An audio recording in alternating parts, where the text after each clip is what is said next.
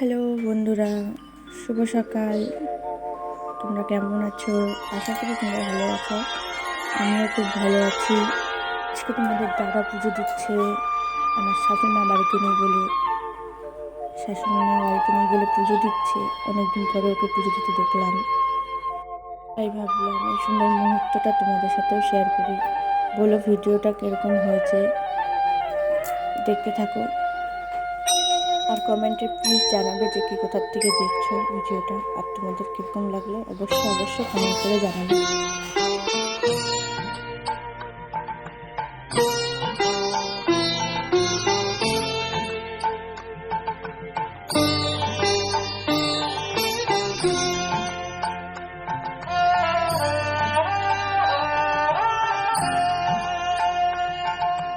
মঙ্গল দীপ জ্বেলে